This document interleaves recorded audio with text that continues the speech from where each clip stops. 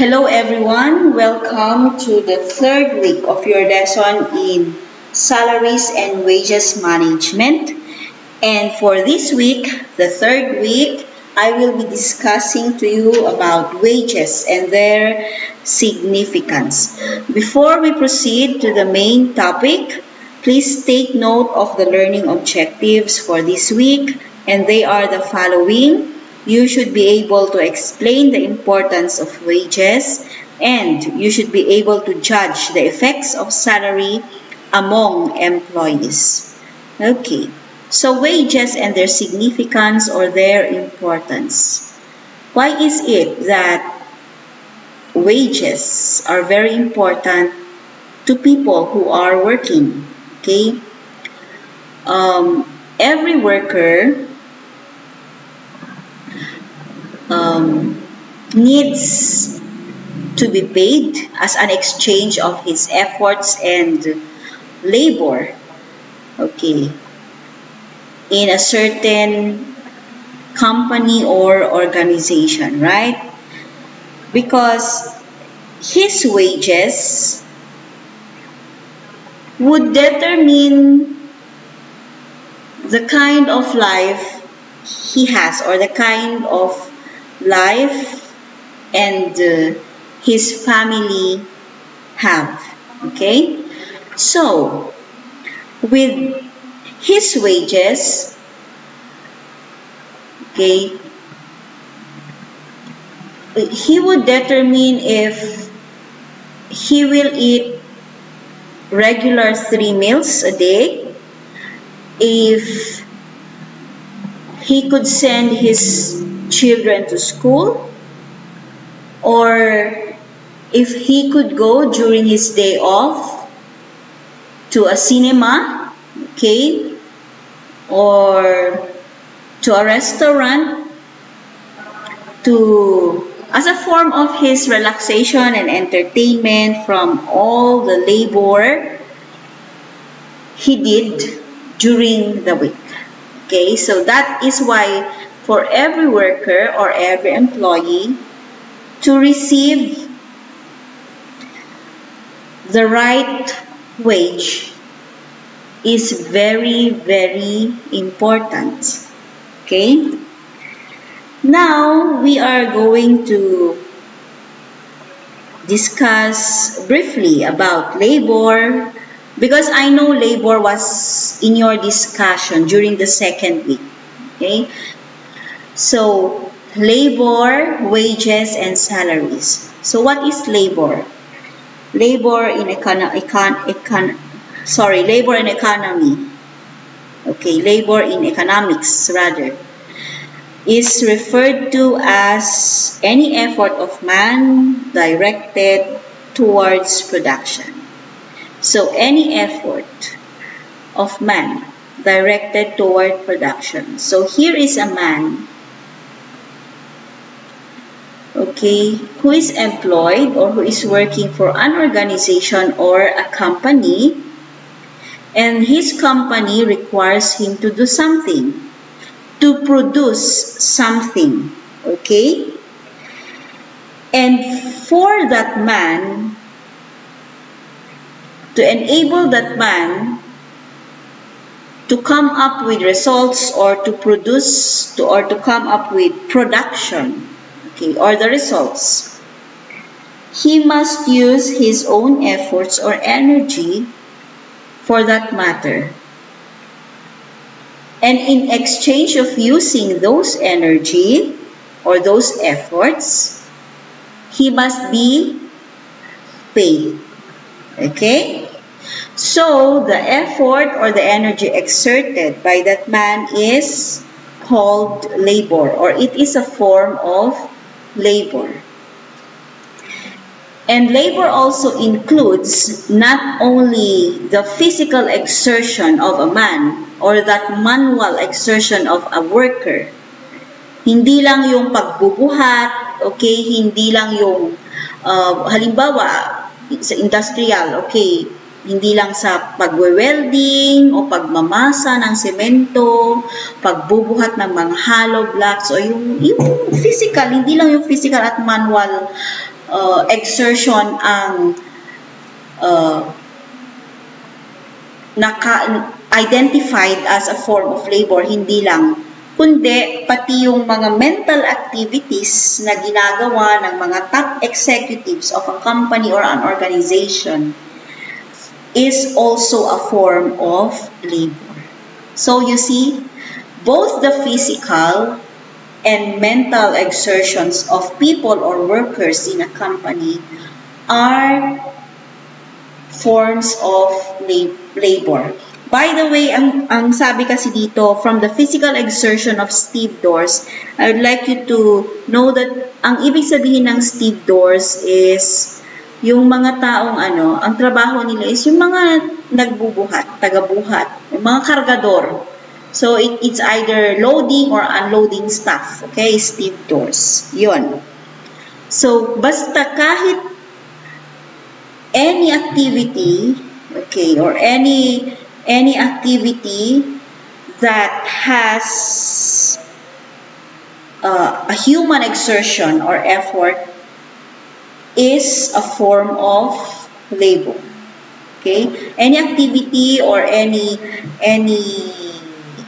work that requires human exertion or effort, may it be an effort of the hands or the feet or the physical body or an effort of the mind, okay, they're all forms of labor. Now, let's go to wages. So, wages, it is the remuneration of labor in production. Remuneration, see, the fee, the payment of labor in production. So, again, here is a man, okay, he is doing some labor or a labor, he's a laborer, okay, in an organization, and he is being paid for those exerted efforts, okay, and that payment or that remuneration or that fee he receives is called a wage or wages. In economics, wages refers to salaries, fees, and commissions. I would like to add that a wage is the price paid to labor for its contribution to the process of production. Okay? And also, another definition would be a wage is the money paid to a worker for work performed. Right? So, that is wages. What about salaries? So, salaries are generally applied to payments at longer intervals in accordance with contracts of greater permanence. Or in other words, pag sinabi mong salary, it is a fixed payment to a worker or an employee. Usually, ito yung paghalimbawa yung isang empleyado ay may item na or regular na or permanent sa isang kumpanya or sa isang organization, yung payment na tinatawag niya for his exerted efforts in the company is called a salary. Okay? Parang longer. Pag sinabing salary, there is it connotes, okay, or it connotes or it means the nature of the job or the kind of job the worker has or the employee has is on a permanent basis. Alright? Like for instance, the teachers in the public schools or the government schools, okay? What they are receiving monthly is called a salary. It's a fixed payment for their exerted effort. Okay, the PNP, Philippine National Police officers, so yung mga policemen natin, they are receiving salaries, their salaries. Okay, kasi their position is already permanent and fixed. Okay? So, salaries ang tawag sa tinatanggap nila. Okay? Sa sweldo nila, salary. Okay? So, in computing for wages, okay, the period used as a measure may be an hour, a day, a year, or some other time unit. Iyon, yung wages. Sasabihin wages kapag shorter yung term. Okay? It is a payment computed on a, depende kasi on an hourly or a daily basis or a monthly basis or every 15th, every katapusan, yung mga ganon. Kaya halimbawa, ang isang worker ay tumatanggap ng kanyang sahod, okay, on a weekly basis. So, weekly, if that worker, for instance, is working 5 days a week, consider na that is weekly, and every Friday, halimbawa, or let's say every Saturday, he receives his wage.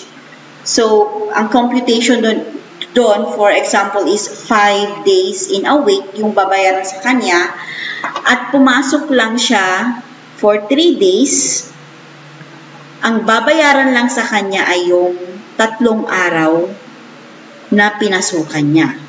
So, ang matatanggap niya, okay, at the end of the week, na kung saan yun yung sahuran o yun yung pagtanggap niya ng kanyang sahod, okay, kung every week yung sahuran, ang matatanggap lang niya is yung pinasukan niya na araw, which is 3 days lang. Ganun ang wage. Okay? So, halimbawa, ang disadvantage nun sa wage, kung gusto ng worker na umalis kasi meron siyang nakitang employer na mas mataas ang pasahod, anytime, pwede siyang umalis. Kasi halimbawa, arawan, yung sahuran or on a weekly basis, yung sahuran, pwede siyang umalis anytime. Okay? And wages can also be paid on piece rates, that is according to the number of pieces or units produced. For instance, sa factory halimbawa ng basahan, okay, sa wage kasi, kung halimbawang yung isang factory worker, let's say, ay makaproduce ng halimbawa basahan. So, ang per basahan is prinepresyuhan or babayaran ng employer ng 5 pesos each So, pag sinabing wages can also be paid on piece rates, depende kung ilan yung magagawa ng isang yung isang worker pala na bilang ng basahan. So, halimbawa, sa isang araw, ang nagawa ng isang worker ay 100 na basahan, so yun yung babayaran ng employer or ng company sa worker na yon. Kung ilan yung nagawa niya, kung ilan yung production niya or na-produce niya, yun yung babayaran sa kanya. Okay? Yun yung example ng kung saan natin gagamitin yung wage na term o salita. Okay? So, I hope maliwanag sa inyo kung ano yung wage at saka ano yung salary. Okay? So, we go to money wages and real wages. Money wages, okay, is also referred as nominal wage, okay, nominal wages. So, these money wages are the wages paid in monetary terms, okay, in the form of money wage siya, or nominal wage siya. It is the amount of money that someone is paid for work they have done. Okay, money wage. What about real wages? So real wages are the goods which the worker can buy with his money wages. Okay, for instance, meron kang pera. Okay, wage mo yun money wage mo yun. Now, yung pera mo na yun, for instance, is 1,000. O yun yung binigay sa'yo na sahod mo sa isang linggo, halimbawa. And then, that 1,000 na wage mo for 1 week, pumunta ka halimbawa sa baile na grocery, yung mga items na nabili ng 1,000 pesos mo, yun ang tinatawag na real wages. Naintindihan?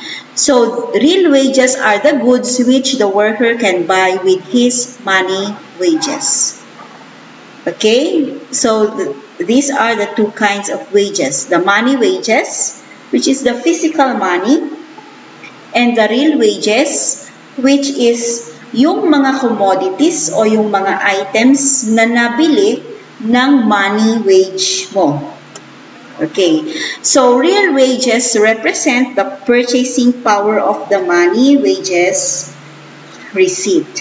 Real wages represent the purchasing power of the money wages received. Okay, so makikita mo ngayon na kung ang mga bilihin, o sige, let's go back to the 1,000 na money wage mo. Okay. Halimbawa yung 1,000 na money wage mo ay nakabili ka, halimbawa ng sabihin natin from that 1,000 to 4, 6, 8. 5 trays of large eggs. So, at 200 pesos per tray, di ba? Large egg, 200 pesos per tray. Okay, yung 1,000 mo, nakabili ng 5 trays of large egg. And then, on the next week, na nakatanggap ka ulit ng 1,000, ang nabibili na lang ng 1,000 mo is 4 trays of large egg. Yun ang ibig sabihin nito. Real wages represent the purchasing power of the money wages received. Because in times of inflation, okay, inflation means ay pagtaas ng mga presyo ng mga bilihin, money wages may seem to be large until translated into real wages. Okay. In times of inflation, sa mga pagkakataong tumataas ang presyo ng mga bilihin, ang real wages talaga ang nagde-determine ng purchasing power ng money wage mo. Naintindihan? Okay. Again, I repeat. Tumanggap ka ng 1,000 pesos for this week. Last week, for instance. Tumanggap ka ng 1,000 pesos as your weekly wage. Pumunta ka sa grocery store or sa market at yung 1,000 pesos mo na yon nakabili ng 5 trays of large eggs. Okay. That was last week. For example, for this week, you will receive your 1,000 peso money wage. Okay, on Friday or Saturday. And then, nung pumunta ka na naman sa palengke, nakabili lang yung 1,000 pesos mo ng 4 na trays ng large eggs. Ibig sabihin, tumaas ang presyo ng itlog. Alright. Comparing to last week, mas mura ang presyo ng itlog last week. Kaya, 5 trays ng egg ang nabili mo. And for this week, 4 lang na trays ang nabili mo kasi tumaas yung presyo ng itlog. Now, yun yung sinasabi dito na during inflation, sa mga pagkakataon na umaakyat o tumataas ang presyo ng mga bilihin, okay, ang nagde-determine ng purchasing power ng pera mo or yung 1,000 pesos mo ay ang real wage. Parang kumbaga, ano ba yung power ng pera mo? Okay. Ano ba yung kapangyarihan? O hanggang saan ba yung kaya ng money wage mo pag ikukumpara mo siya sa real wage? So, naintindihan na ang pagkakaiba ng money wage at saka real wage. Yung money wage, literal yung perang matatanggap mo sa week na yon, sa araw na yon, sa buwan na yon. Okay. Maaaring mataas yan. Sige, kahit sabihin pa natin 10,000. Pero ang magde-determine talaga kung gaano makapangyarihan yung pera mo na yan ay ang real wages. Kasi kung ipinambili mo na ng mga commodities or ng mga items na kailangan mo at kailangan ng pamilya mo, dito mo na masusukat ang kapangyarihan ng pera na yan. Naintindihan ang pagkakaiba ng money wage at saka real wage. So, I hope klaro siya. Okay? Now, what are the significance of wages? What are the significance of wages? Ano ba yung importansya ng wages sa isang worker, to the worker? So, it is a remuneration or it is the payment, okay, he receives for his efforts, for his energy, okay, in the company that he is working at. It is a means of livelihood. Oh, doon siya kumukuha ng kabubuhay. It is his bread. It is his livelihood. Doon siya kumukuha ng ikinabubuhay niya. Okay? And then, to the worker, his wage or the kind of life he has or his family has depends on how much he receives and how much he spends, di ba? So, kung halimbawa maliit yung wage na natatanggap ng isang worker, it follows na yung expenditure mo dapat or expenditure ng worker na yon at ng kanyang pamilya is maliit din. Right? It is like saying na live within your means. So, kung ang natanggap mo is 2,000, you should only spend that money. So, you shouldn't spend more than 2,000. Okay? Kung mataas naman yung natanggap mo na wage, halimbawa 10,000, you should spend not beyond 10,000. Mas marami din ang expenses mo. Okay? The amount of money you receive should be the amount of money you will spend. And then, the level of living is contingent upon the number of wage earners in the family in relation to the number of persons dependent upon their wages. Now, sa isang family, halimbawa, sa isang family, merong, sabihin natin, 6 na family members at iisa lang doon ang nagtatrabaho. Okay? So, what would you expect with the kind of or with the level of living that family has? Diba? Mahirap ano? But then, if a family has 6 members, and 4 of them are working, so what do you expect with the level of living that family has? Mas nakakaluwag sila compared sa first example na 6 members of the family and only 1 is working. Versus 6 members of the family but then 4 are working.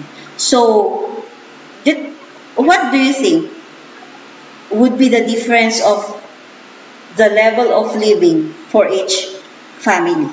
Okay? And then, so that is the significance of wages to the worker. Okay. We have levels of living. Di ba pinag-usapan natin kanina yung kind or level of living between the two families na in-example ko sa inyo. So we have levels of living. We have the poverty level. In the poverty level, this requires supplemental charity to maintain even the barest existence. Ito yung level of living na kulang na kulang. Okay? Yung may hindi nakakapag-aral na anak, kahit elementarya pa lang, kahit nga sa gobyerno mag-aaral, hindi daw makakapag-aral kasi walang pambili ng notebook, lapis, walang pambaon, etc. etc. Okay? Kapag magkasakit, walang pampa-hospital. Alright? Yung mga pamilyang isang beses lang kumain, isang araw, minsan remedyo pa ang pinanggagalingan ng kanilang pambili ng ulam o pagkain. So these are examples of people who are on this level of living are the stevedores. Makikita ninyo ito mostly sa National Capital Region, yung mga kargador, peddlers, yung mga nagbabahay-bahay ng mga paninda nila, okay? Yung mga lumilipat-lipat ng pinagtitindahan, okay, ng kanilang mga paninda.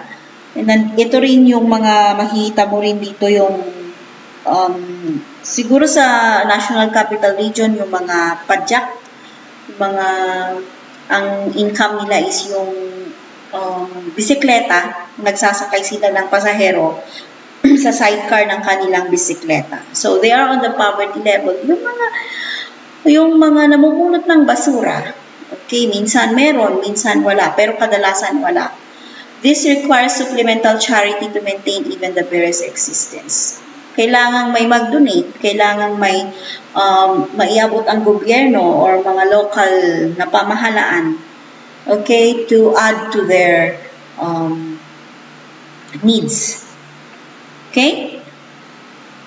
Or to add to their, tawag nito, may maiabot ang pamahalaan or mga charity organizations para nang sa gayon is may pandagdag. Ayun, tama. May pandagdag sila sa mga kanilang gastusin o sa kanilang mga gagamitin or kakainin. And we have the minimum of subsistence level, and on this level, it provides for the barest physical existence without outside aid but provides for no social needs. Ito yung mga nakakaraos naman, pero isang tawag nito, isang kasapulan, isang kasaangan sa Ilocano. Okay, kung ano yung nahanap nila na pera for this day, yun din ang gagastusin nila. Okay? Yung nakakaraos, kahit isang tuka, okay? Isang kasapulan, isang kasaangan in Ilocano. And but they are unable to spend for their social needs. Okay, like for instance, may program sa school na kailangan bilhan ng bagong sapatos or bagong gamit ang mga bata, barely. Okay, hindi pa sila makabili para doon. So examples of this are the people who are working as messengers and janitors, mga street cleaners, street sweepers, yung mga yon. Okay, minimum of subsistence. Maaaring walang aid o walang tulong from the outside, but then walang extra panggastos, okay, sa mga social needs nila. And we have the minimum health and decency. So in this level, there is meager provision for education, okay. Meron pang aral naman ang mga bata, but then pwedeng sa mga public schools siguro. And then amusement and health maintenance. Meron naman sa konti, okay, paminsan-minsan. May pampasyal sa mga mall, ganon. May pang fast food, but not all the time. Paminsan-minsan lang kung nakakaluwag. and sa health maintenance. Paminsan-minsan, hindi regular o hindi permanent o hindi parate.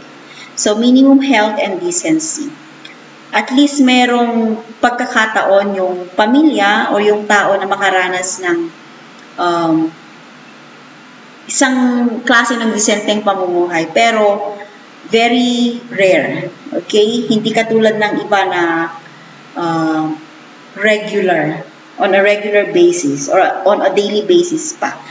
And then, of course, we have the last level na ito yung pinakamataas. Minimum of comfort standard. Minimum, okay, of comfort standard which provides provisions for comfort in the home maintenance. Ito naman yung level na nakakaluwag-luwag sila. Okay? Yung may for education, siguro may 3 meals a day, may merienda pa, merong pambayad ng kuryente, may pang-internet, yon. Yung hindi naman masyadong mayaman, pero hindi naman yung talagang nasa poverty level or below the poverty line. So, those are the levels of living. Okay? So now you see, you understand ng kung ano ang importansya or significance of wages sa isang worker o isang empleyado. So, wages as cost of production, anong ibig sabihin nito? Wages are the price that the entrepreneur pays for the service of labor. In other words, they are a major cost of product. Okay, here's an entrepreneur or a businessman. He pays for the service of labor of others. Okay?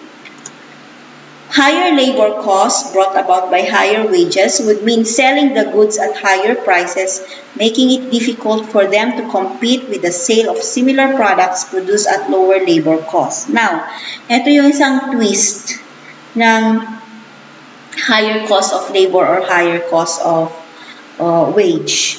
Kapag mataas ang pasahod, anong nangyayari? Yung product, halimbawa ng isang kumpanya, or isang organization ay tataas din.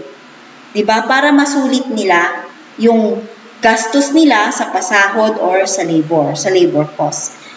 Ngayon, kapag tataas yung produkto nila, mahihirapan silang makipag-compete sa ibang kumpanya who are having the same products like them.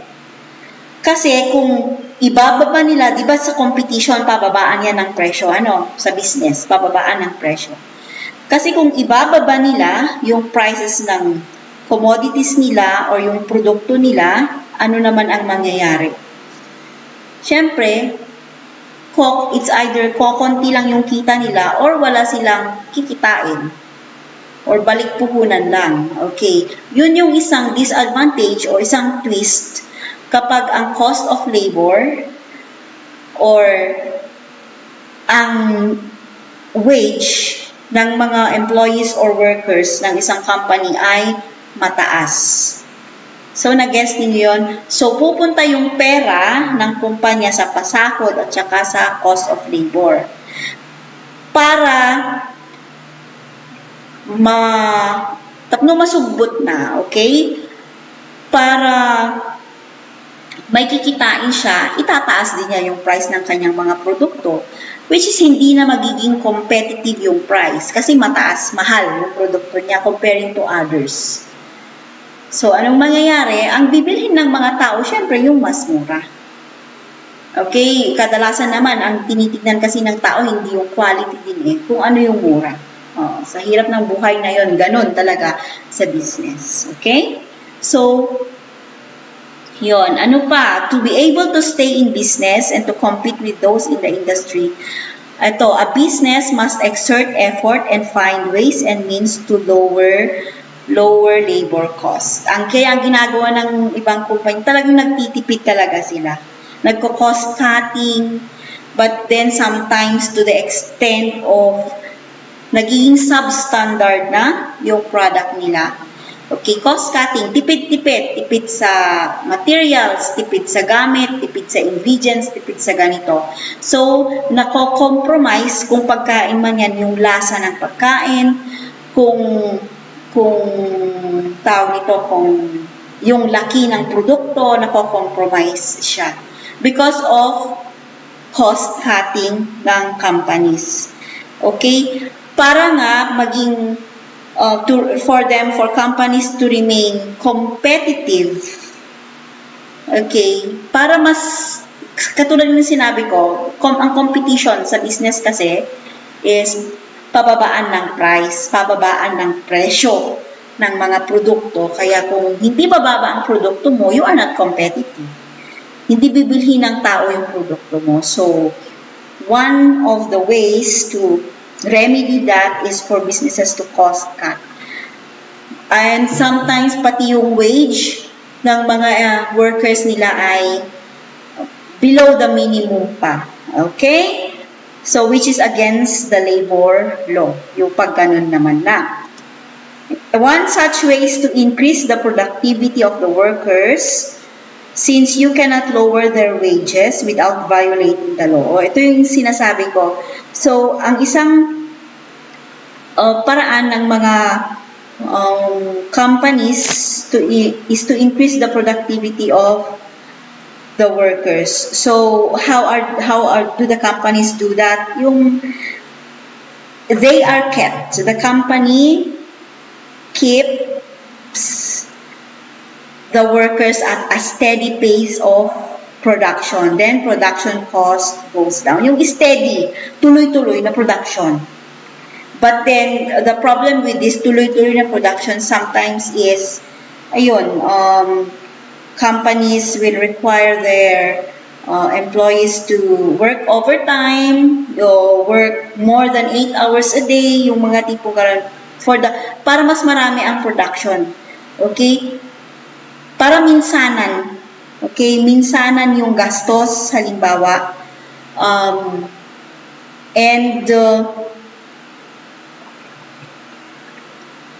Pag ganun kasi, mas kokonti yung production cost.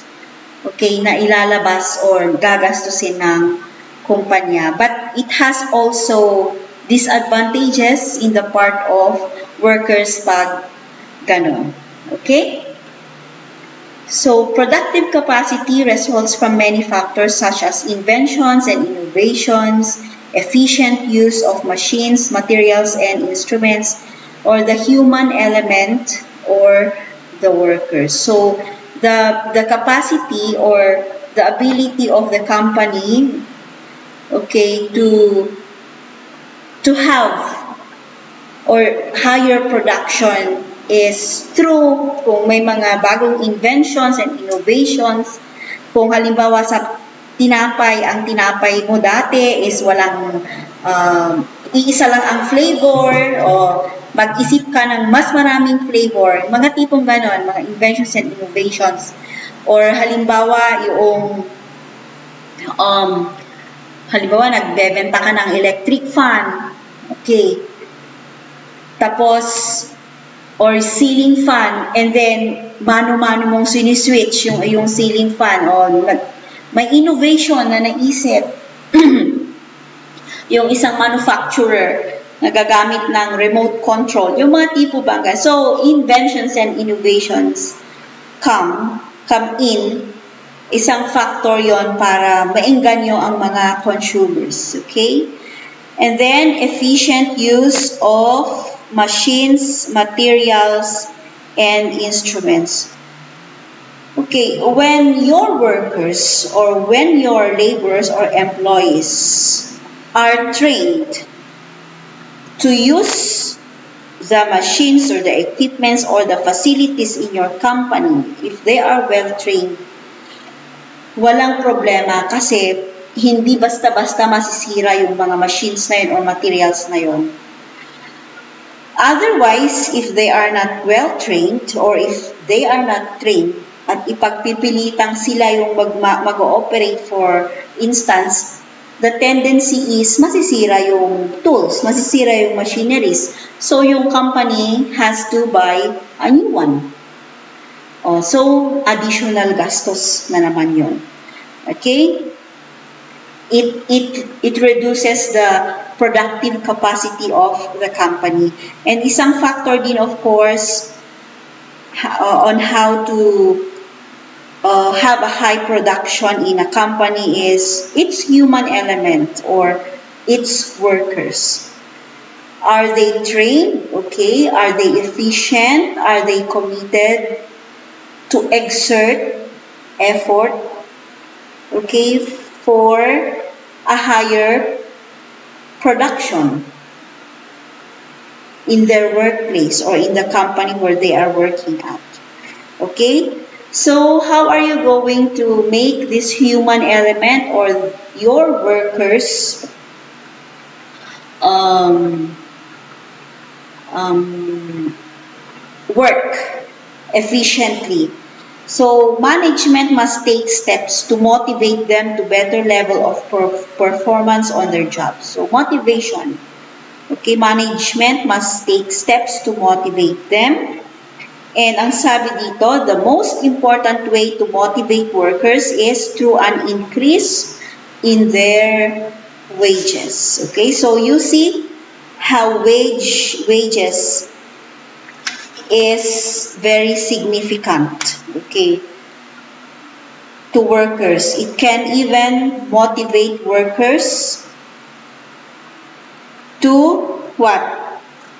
Work even better. Okay? So the standard of living effects on the national economy. Okay. The standard of living of workers is affected by wages. They receive sorry, I made a mistake on this. Okay, again, the standard of living of workers is affected by wages they receive and its purchasing power.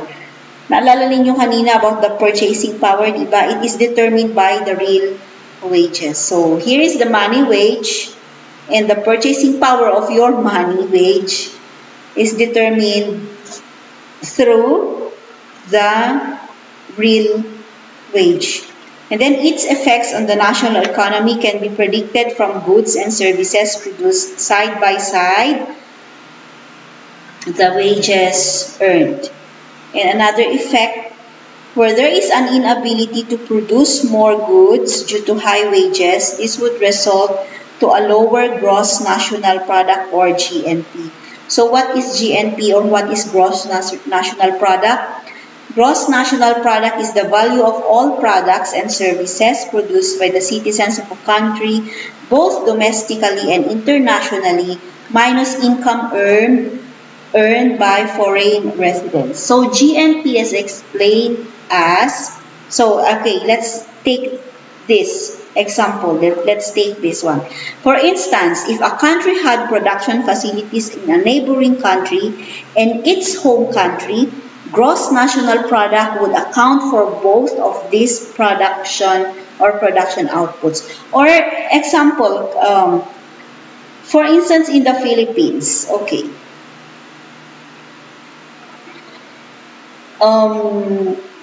We have businesses in the Philippines owned by Filipino citizens. And we also have, and the Philippines has also businesses, or there are also Filipino citizens who are doing business in other countries. Okay? We have also the OFWs.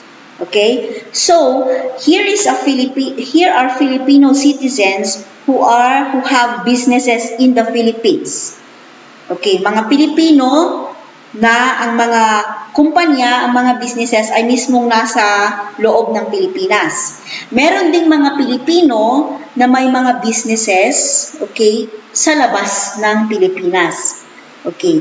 Tapos isama mo na doon ang mga OFWs. Okay, mga overseas Filipino workers. Now, lahat ng value of all their products and services, okay, ay pagsasamahin mo. Okay, nagets na ninyo? Okay, iwanan natin yon. So, mga Pilipinos, mga sa bansa, mga Pilipinos sa ibang bansa, lahat ng income nila, mga products nila, pagsamahin mo. kung magkanong amount. Ngayon, merong mga foreign residents in the Philippines who have businesses and companies inside the Philippines. If you total all the value of the income of those companies owned by foreigners, okay, and you subtract them from all the total income of the Filipinos in the Philippines, the Filipinos outside the Philippines, yun ang tinatawag na gross national product. So, naintindihan. So, it is like Filipino income, all Filipinos' income inside and outside the Philippines minus foreign residents' income within the Philippines. So, naintindihan, yun ang tinatawag na gross national product. Okay? Now, ang sabi dito, let's go back. When there is an inability to produce more goods due to high wages, this would result to a lower gross national product. That is the effect, that is the twist kung halimbawa ang pagpapasahod ng isang kumpanya ay mataas. Ang tendency is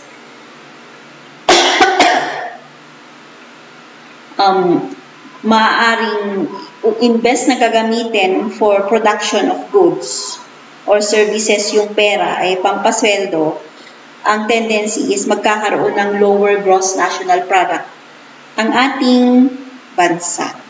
Okay, so naintindihan ang effects ng lahat na ito sa national economy natin. So naintindihan din ba ang ibig sabihin ng gross national product? Okay, so we have the two divisions of GNP or two divisions of gross national product, and they are the finished or final product, which are consumer goods and capital facilities. So, it is the finished, it is the goods, consumer goods and the facilities. Yun yung finished or final product. And the other one is the services or those rendered by the government and private enterprise directly to consumers. Okay, parang itong first division, finished or final product is their tangible products na hawakan, nakikita, nalalasat, okay, nakakain at iba pa. Samantalang itong second division of GNP is yung services. It's intangible, it's the services. Okay? So, what are the social significance of wages? Each nation's system and practices relating to wages represent an outgrowth of its own traditions and mirror its socio-economic structure, and people with high income as executives, bank presidents, technocrats, etc. represent a particular group in the labor force who possess extraordinary talent, skills, ability, and expertise as to be able to command high wages. Another one, ordinary workers who receive nominal wages form the greater majority of the labor force. Okay, thus, while our society is supposedly classless, the different wage rates in the wage structure bring about a system of differentiated social status. So, it cannot be denied that prestige goes to successful people and success in our society is closely correlated with income. Okay?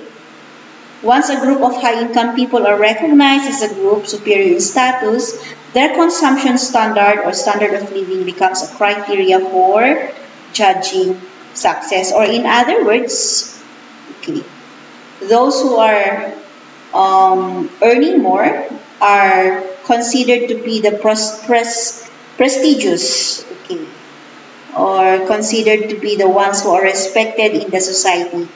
And especially in a country like the Philippines, your reputation or your success is measured, okay, um, on the standard of living you have. Therefore, if you are rich, okay, if you have the material things in this world, um, you are labeled or as successful in life. So that is the main social significance of wages. So pag mas mataas ang kita, mas nabibili ang gusto, nagkakaroon ng mga material na bagay sa buhay, yun yung sukatan ng pagiging successful ng isang tao. Well, that is so far in the Philippines. So that ends our lesson for this week, and I hope marami kayong napulot. So I hope you understand, and please do your activity on time, para wag kayong magahol or wag kayong makulangan sa oras sa kapag darating na yung schedule ng preliminary examination ninyo. So you have to do your activities on time, okay? You have to answer your requirements on time. If you have any question, of course, we have our group chat. You can text me, you can private message me. You can always come to school and approach me personally, okay? So that ends our discussion, and your week 3 requirement is a case study, and it is an article entitled The Unsatisfied Department Chair. You can see that in your module, and there are questions or guide questions for you to answer. Okay, so that ends our lesson, and stay safe and stay healthy, everyone.